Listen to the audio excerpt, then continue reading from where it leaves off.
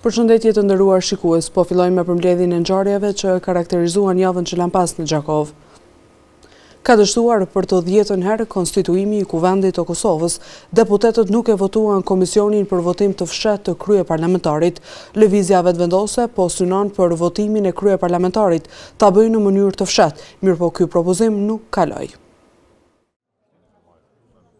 Ka vazhduar ngërçi politik në Kosovë, seanca për konstituimin e Kuvendit ka dështuar për të 10ën herë. Deputetët e Kuvendit të Kosovës për të 2ën herë me radhë kanë refuzuar që të formohet një komision për votimin e fshehtë për të votuar për kreun e ri të organit ligjvënës. Seanca thirrur për sot filloi me disa minuta vonesë siç ka ndodhur në të gjitha seancat paraprake. Kryesuesi i seancës konstituive Avni Dehari, qysh në nisje të saj e ripërsëriti propozimin e tij për votim të fshehtë për kryetar të Kuvendit. Më pas ai ftoi partitë politike që të propozojnë emrat për komisionin ad hoc për votim të fshehtë. E gjatë kësaj seance pak minutëshe kreu i Partisë Demokratike të Kosovës Memli Krasniqi, kur u ftuan nga kryesuesi të propozoi deputetin për komisionin ad hoc, e ftoi Deharin që të mos e njollos veten dhe siç tha ai mos e bëni veten pjesë të shkeljes kushtetuese.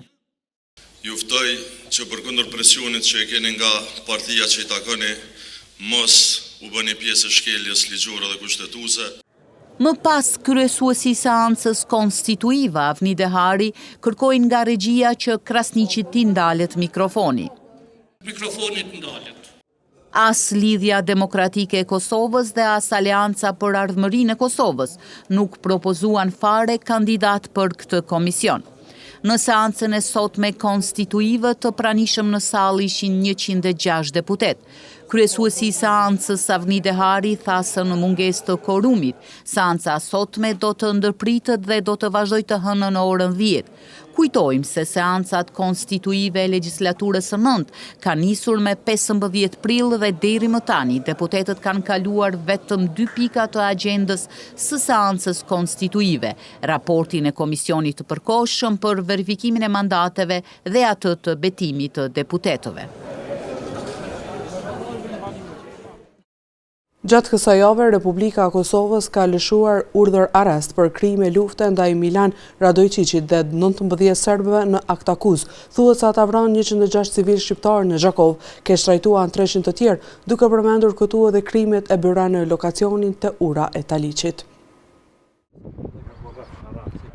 Gjykata themelore në Prishtinë, Departamenti Special ka lëshuar urdhër arrest ndaj terroristit Milan Radojčić dhe 19 serbëve të tjerë të dyshuar për krime lufte kundër popullsisë civile shqiptare në Gjakov gjatë viteve 1998-1999. Afrim Caka thot se Milan Radojčić me paramilitar tjerë serbo-malazez në maj të vitit 1999 në Gjakov kishin keq trajtuar e vrarë me 10 civil shqiptar. Unë mendoj që çdo vrasje në Gjakov, qoftë individuale edhe në shumicë, është shumë krim, domethënë, edhe ka pas shumë krime tjera që ka qenë të mëshme, duke filluar nga 24 marsi që u dogjën mbi 4000 shtëpi, edhe që u vranë shumë fëmijë, domethënë në Gjakov. Prandaj të gjithë ishin kriminalë serial, të cilin gjatë gjithë luftës emrat e tyre kishin ndesh në gjatë luftës në Gjakov. Do të thonë të janë kriminala serial, do të thonë kriminala që kanë plaçki, dje, kanë vrarë, kanë dhënu edhe kanë mbastizë, do thotë. Dhe më me thonë një fjalë, Gjakova ishte toka djegur. Sipas Afrim Cakës, akt akuza dhe dëshmit për Radojčićin dhe serbët që kanë bërë krime në Gjakov janë dhënë prej kohësh, por asnjëherë shteti i Kosovës nuk kishte ngritur akt akuzë deri më sot. Rastin e Radojčićit e kam paraqitur para 17 vjetë, 16-17 vjetë. Në kryeministri që ai të arrestuar për vrasjen e 56 vetëve. E them edhe herë për vrasjen e 56 vetëve që në në rrugën tonë, do të thotë në rrugën Bramësurën dhe rrugën Qavrati, 10 majnorë të parë të mëngjesit. Do të thotë ka edhe të tjerë aty që ishin mesin e Radojčićit, që kanë marrë pjesë në krime me 7 maj dhe pjesa dërmuese aty në kriminalëve serbo-malazez, të cilë krime më të mëdha kanë bërë malazez, ta duam i ditë gjithë. Edhe Radojčići ishte malazez. Urdhër arresti është lëshuar me datën 15 prill 2025 pas kërkesës së prokurorisë speciale të datës 27 mars 2025. Kjo akt akuzë e ngarkon Milan Radojčićin dhe paramilitarët serb se përveç vrasjeve, ata me 1998-1999 kanë plaçkitur dhe keq trajtuar dhe 100 civil shqiptar nga Gjakova.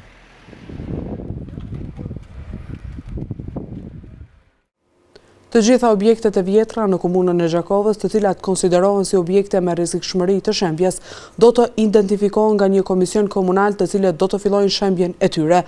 Nëse ato janë në pronë publike, do të shemben nga komuna, e nëse janë në pronë private, do të njoftohet pronari për ecurinë e proceseve të tjera. Në komunën e Gjakovës ka disa javë që është formuar komisioni për identifikimin e objekteve të vjetra në pronë publike dhe private, të cilat paraqesin rrezik për shembje në zonat ku janë. Pranush Komani, kryetari i komisionit, thotë se nëse objektet janë në pronë komunale, atëherë rrezimin e tyre e bën komuna. Ndërsa objektet që janë në pronë publike, pronarët komuna e Gjakovës, ne do t'i dëmëlojmë përmes të nderit i cili është përgjegjësi e detyrës për punë inspektuese. Po ashtu edhe nëse ndonjë objekt është pronar, titullari i pronës është agjencia apo ministria, na do t'i njoftojmë për dëmbëlimin e atij objekti nëse konsiderohet me rrezikshmëri të lartë për banorët. Ndërsa në rastet kur komisioni identifikon ndonjë objekt me rrezikshmëri por që është në pronë private, atëherë ne i lajmërojmë palët dhe pronari duhet të shemb objektin. Na si komision, në bazë kërkesave që parashtrojnë banorët atë pjesë nga vinat të frekuentojnë, pranojmë kërkesën dhe dalim në teren për verifikimin e objekteve. Dhe objekti nëse është në pronë private dhe është objekt me rrezikshmëri, ne bëjmë njoftimin palës që ta bëjmë dëmëlimin e atij objekti në pronë. Në të kundën të përgjithësinë do ta merr dhe do ta bëj taj. E në një rast për të cilën të vësyri ka raportuar ku një person ka në pronësi një objekt të vjetruar por që paraqet rrezik për kalimtarët sidomos të nxënësit, komuni tha se duhet të shikohet aktet ligjore se çfarë lejohet në këtë drejtim. Këtë çështje unë vetëm do të marr njoftim prej dyers kryetarit se si do të procedohet me këtë rast për mundësinë e mjeteve për me bërë dëmëlimin e objektit. Ndërsa për objektet që paraqesin rrezik dhe janë në pronësi të Ministrisë së Brendshme ose AKP-s, kryetari i komisionit tha se edhe këtu njoftohen palët që të reagojnë për rrënim. Luftëtari i orëve të para të lirisë dëshmori Agim Selmanaj është përkujtuar në 26 vjetorin e rënies. Bashkëluftëtarët e familjarët e vlerësuan lart kontributin e dëshmorit Selmanaj si një strateg i mirë në secilën fushë betejë. Familjarë, bashkëluftëtarë dhe qytetarë të shumtë sot në kompleksin memorial në Glogjan ndëruan veprën dhe luftën e dëshmorit Agim Selmanaj në 26 vjetorin e rënies së tij. Ramush Haradinaj, komandanti i zonës operative të Dugaxhinit të ushtrisë vlerimtare të Kosovës, tha se Agim Selmanaj me familjarët e tij ishin në shërbim të UÇK-s që nga fillimi i luftës. Lavdi! Është nderë të bashkohemi në kujtim bashkëluftëtarit tonë të orëve e ditëve të para të ushtrisë vlerimtare të Kosovës, Agim Selmanaj. Agimi i UÇK-s, agimi i ri, agimi jon në atë kohë, ka qenë i pari e me të partë në përballje me forcat serbe, me regjimin e Miloševićit, ka qenë i pari në vijat e luftës në të gjitha vend luftimet e ushtrisë vlerimtare të Kosovës. E bujar Haradinaj, bashkëluftëtar dhe mik i dëshmorit, tha se Agim Selmanaj mori pjesë pothuajse në të gjitha betejat që zhvilloi kundër forcave serbe ushtria qeverimtare e Kosovës në Dugaxhin. Gjitha betejat në zonën operative të Dugaxhinit, Agim Selmanaj ka qenë një ndër djemt e parë. Me thonë që ka marrë pjesë në ato beteja në zonën operative të Dugaxhinit, to nis prej Ratishit, Jabllanicës, Cermjanit, Hereqit, Dojakës, Carabregut. Më thonë s'po imi i përmend gjitha betejat, se për Agimin duhet me fol Koxhagat. Dëshmorja Gim Selmana ishte ndër të parët që u bashkua UÇK-s, qysh në orët e para të kërkesës për liri të vendit. Edhe pse i plagosur disa herë, asnjëherë nuk u largua nga luftimet derisa ra heroikisht në fshatin Ratish të Deçanit me 1 maj 1999. Nga data 1 maj është rikthyer marrëveshja mes qeverisë së Kosovës dhe asaj të Shqipërisë, e cila parashikon lehtësimin e procedurave kufitare për veturat me targa të dy shteteve. Në bazë të kësaj marrëveshjeje për automjetet kosovare dhe shqiptare nuk do të kryen kontrolle kufitare. Rikthimi i këtij vendimi e kanë mirëpritur shumë edhe disa nga qytetarët e intervistuar. Nga data 1 maj do të rikthehet në funksion marrëveshja lëvizjes së lirë mes qeverisë së Kosovës dhe asaj të Shqipërisë. Qytetarët e dy shteteve do të mund të kalojnë kufirin pa u ndalur për kontrolle kufitare me qëllim të lehtësimit të lëvizjes së lirë të qytetarëve dhe rritjes së bashkëpunimit mes dy vendeve. Rikthimin e këtij vendimi e kanë mirëpritur disa nga qytetarët e intervistuar sot. Unë mendoj se është një veprim i duhur, ndoshta dhe i vonuar pak, po megjithatë është një veprim i duhur, një kufi i vendosur mes njëjtit popull, një kufi që ka sjellë shumë tragjedi këtij populli, dhe tash një menjanim sezonal për shembull i kufirit pa kontrolla është i mirë së ardhur dhe nuk maltretohen qytetarët e shumë të cilët qarkullojnë dy anë të kufirit, po më shumti nga Kosova në Shqipëri. Arsyet janë shumë llojshme, tash edhe fillon sezoni veror dhe dihet shumica e pushuesve kosovar shkojnë në Bregdetin shqiptar, të cilin e konsiderojnë si Bregdet vetin. Zbatueshmërinë e këtij vendimi e ka mirëpritur edhe një qytetar i cili vuri theksin te procedurat e kontrolleve në qarkullimin e mallrave në të dy anët e kufirit. Mendoj që hapja kufirit është një hap shumë i mirë, shumë i madh, po mendoj që kjo jo tjetë vetëm për sezonën e verës, periudha turistike që pi ujë në bizneset e njerëz të pushtetit, apo kjo tjetë hapje një herë e përgjithmonë, hapja kufive.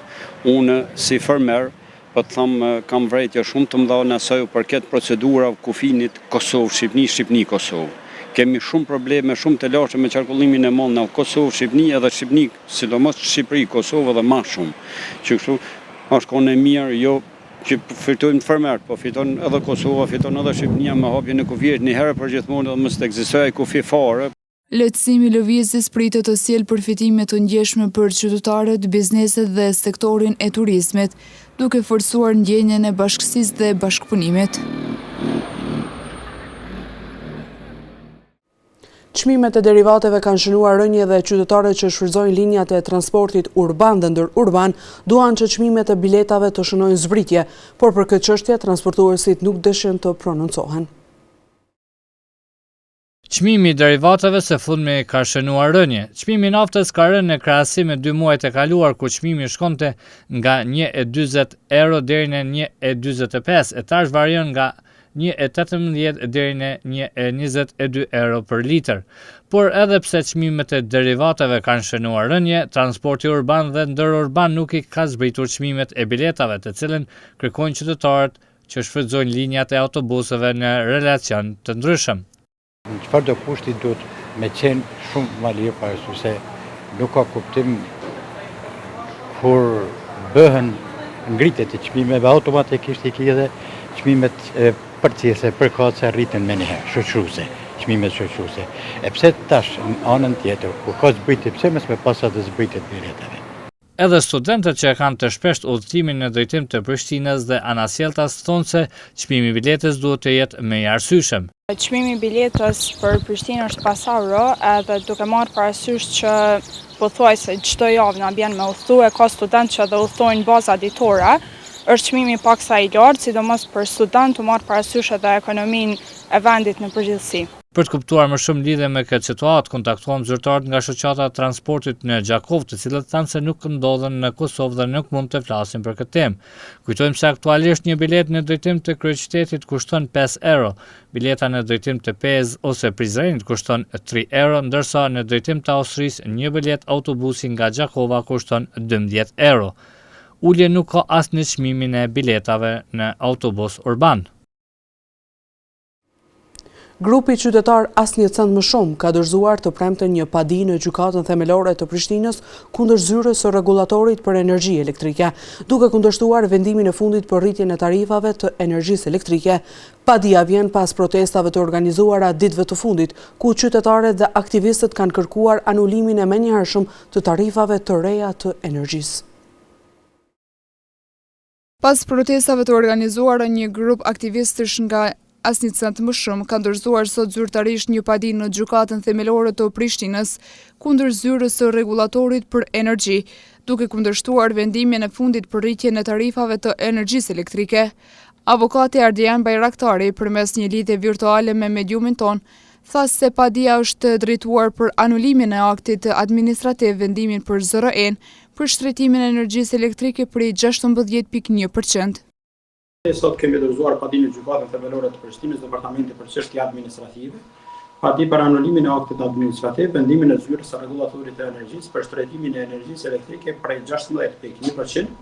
Së bashku me padi kemi dorëzuar po ashtu edhe propozimin për masë të përkatshme përkatësisht shtyrjen e ekzekutimit të vendimit, si masë për sigurimin e padisë.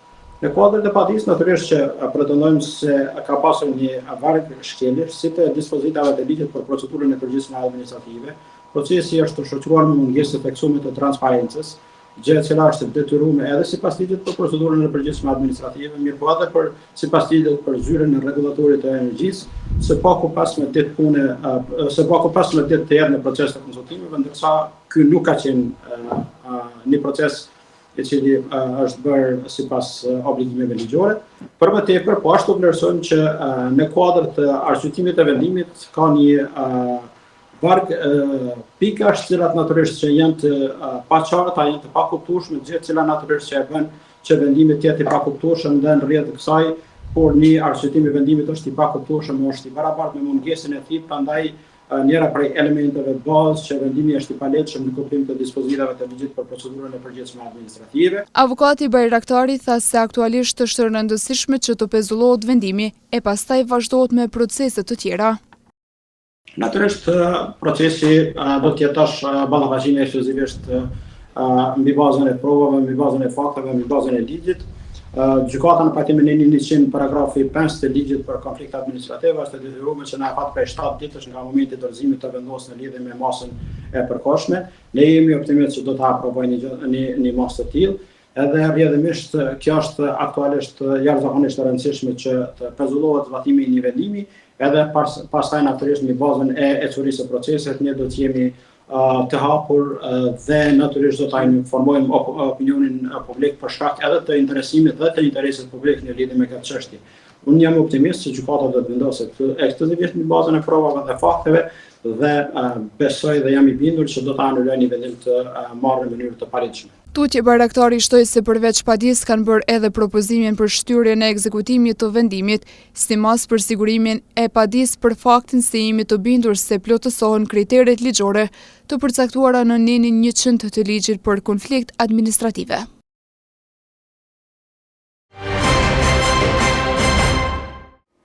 Veteranët e arsimit të shoqatës 7 Marsi në Gjakov kanë sjellur edhe një prurje të re në fushën e arsimit. Në bashkëpunim me shoqatën e intelektualëve Jakova, gjatë kësaj jave është promovuar libri plot fakte e dokumente për arsimin shqip me titull Arsimi i mesëm në Gjakov 1946-1999. Gjatë viteve 1946, Veteranët e arsimit të shoqatës 7 Marsi në Gjakov në bashkëpunim me shoqatën e intelektualëve Jakova kanë promovuar sot librin Arsimi i mesëm në Gjakov 1946-1990. Ky libër për herë të parë dokumenton në mënyrë të plot historikun e shkollave të mesme në komunën e Gjakovës në periudhën 4 dekadëshe e gjysmë. Si shoqat kemi marrë përsipër që të mbulojmë tërë kohën, duke filluar prej fillimit të arsimit në komunën e Gjakovës deri në vitin 1990-2000. Do t'ju tregoj edhe në diçka se s'pari kemi botu librin 90-2000. Mund të shtrohet pyetja pse. Për arsye që ngjarjet tona kanë qenë më të freskëta, për shkak vitit 2000 edhe kemi shkruar atë. Kur kemi shkruar atë, na ka marrë mendja se është diçka mongë. E kjo mongë është plotësuar mandej të fillu prej arsimit shqip, prej fillimit arsimit shqip në komunën e Gjakovës, deri në 41-shin, libri 2 41-45, edhe libri 3 portretet. Portretet kemi marrë arsimtarët, mësimdhënësit, të cilët kanë punu në Gjakovë, rrethin e Gjakovës, veriun e Shqipërisë, edhe kështu me radhë tërë Kosovën. Edhe atë kemi kry dhe në fund është libri sot që po promovojmë, shkollat e mesme 46-90. Në mungesë të profesor Dr. Besim Muhadri, recensioni i librit u lexuan nga profesor Myftar Zhala, ku theksi i ligjëratës kishte të bënte me hapjen e shkollës normale në Gjakovë. Libri Arsimi mesëm në Gjakovë, nga viti 1926-90, përbën një përpjekje të rëndësishme dhe një kontribut të çmuar për ndriçimin e historisë 45 vjeçare të arsimit mesëm shqip në Gjakovë. Siç dihet, përfundimi i luftës dytë botërore e gjeti Kosovën përfshirë edhe Gjakovën në një situatë të rëndë kombëtare, ekonomike, sociale e arsimore, me një popullsi mbi 90% analfabete, aq më pak për arsimin përpjekje për të ndërtuar një sistem arsimor ishte një sfidë e jashtëzakonshme. Në këtë kontekst, hapja shkollës normale shqipe në Gjakovë në vitin 1946 përbënte një lajm të gëzueshëm dhe një arritje madhore për kohën. Ndërsa recensioni i dytë erdhi nga profesor Muhamet Rogova. Pas hulumtimeve të shumta në arkive shtetërore, në arkive të shkollave të mesme të Gjakovës, në ditar dhe amzaseve, duke shfrytzuar burimet të tjera, arritën në përfundim përbotimin e librit Arsimi i mesëm në Gjakovë 1946-1919. Për këtë libër paraqitet puna që është bërë në Gjakovë për hapjen e shkollave të mesme dhe zhvillimin e procesit mësimor në për këtë shkolla. Për librin foli edhe kryetari i shoqatës së intelektualëve Jakova Rushdisefa, i cili tha se libri pasqyron me saktësi rrugtimin e shkollimit të mesëm në Gjakovë. Për herë të parë dokumentohet historiku i plotë i çdo shkolle të mesme në Gjakovë, që nga normalja e vitit 1946 e deri të shkollat teknike e profesionale të viteve të 80. Sepse pasqyron me saktësi rritjen, sfidat dhe arritjet e një sistemi arsimor që u ndërtua në kushte të padrejtësisë dhe diskriminimit, por që kurrë nuk u dorëzua. Sepse evidenton figurat qendrore të arsimit, mësimdhënësit, drejtuesit, nxënësit, që me mund e sakrificë lanë gjurmë të pashlyeshme në brezat e ardhshëm. Dhe sepse është një model se si duhet shkruar historia me përpikëmëri, pas bukurime, me respekt për të vërtetën dhe dëshmitarët e saj. Promovimi u ndoq nga studiues, mësues veteran, intelektual dhe qytetar të shumt, duke dëshmuar interesimin e madh për ruajtjen dhe dokumentimin e historisë arsimore të qytetit.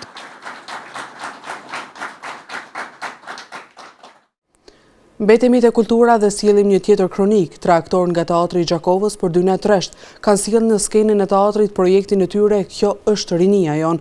Premiera e shfaqjes u prezantua gjatë të premtes, shfaqje kjo që trajton shumë fenomene negative të jetës, të struthur të rinisë dhe mungesës e përpjekjes së tyre për të zgjidhur si duhet problemet e aventurës rinore. Pas disa muaj shpunë dhe për kushtim, aktorët e teatrit të Gjakovës Arbies Komoni, Vlora Dervishi dhe Besfort Berberi ja dolën të prezantojnë suksesshëm premierën e shfaqjes Kjo është rinia jon. Vepër kjo është shkruar nga Kenneth Lonergan. Aktorët në këtë premierë morën përsipër të gjitha aspektet e punës artistike, duke finalizuar me një dinamik të mjaftueshme që u mirëprit shumë mirë edhe nga audienca. U konë iniciativë goxha e rrezikshme dhe guximshme në njëjtën kohë, po u konë edhe shumë emocionale gjatë rrugës. U konë vështirë më ardhën këtë nivel që na jemi shumë të lumtur që publiku po pranoi shumë mirë. E vrejta edhe në përshëndetje që kena përqu emocion, kena shtime keshë me kajt një dëngohë, sa të pak në që e detyra jonë.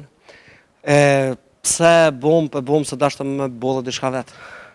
Shfaqja paraqet jetën e 3 të rinjëve të cilët eksplorojnë aventurat rinore, rebelimin, mungesën e formësimit të karakterit, por edhe jetën me privilegje materiale, duke humbur dëshirën për të njohur realitetin shumë shpesh. Aktori Arbies Komoni thot se në këtë shfaqje mund të gjejnë veten jo vetëm të rinjt, por edhe prindërit. Jam akoma shumë i emocionuar, domethënë ala po mdridhen durt për emocioneve të forta të kësaj shfaqje, të pas parasyshe është bo vet, deri në kujdesin më të vogël, thuja. Edhe puna pa regjisore ka sfidën e vet që çka kena bo, ç'pe pret publiku, prandaj jam shumë falënderues gjithë secilit që ka qenë sonde në premier edhe na kam përkrahur masivisht që prej ditës parë në këtë proces deri te duartrokitjet e fundit. Mesazhi shumë i fortë i kësaj shfaqje jo vetëm për rinin, edhe pse i dedikohet rinis, po në këtë storie padyshim që edhe prindi e gjen veten, edhe halla, daja, tezja, gjithë secili e gjen veten për tu njoftë me disa fenomene që janë shumë aktuale, po të cilat janë po aq edhe shqetësuese.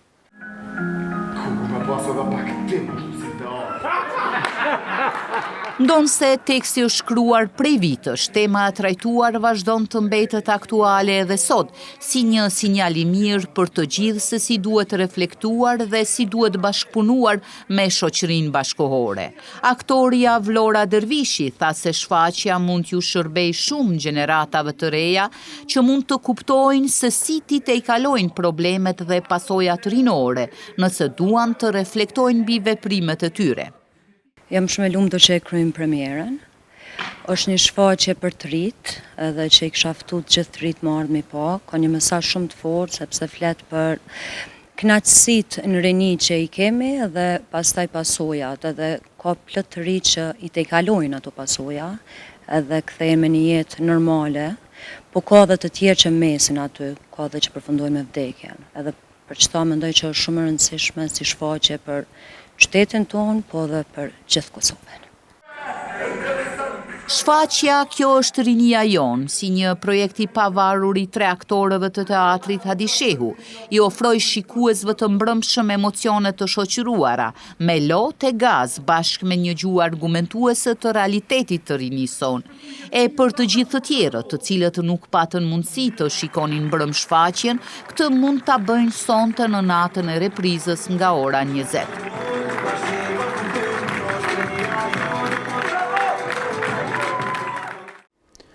Ndoqët për mbledhjen me disa prej ngjarjeve që e karakterizuan javën që lan pas në Gjakov, ndërkohë ju vazhdoni të qëndroni me ne dhe programin ton. Mirëmbëjtje.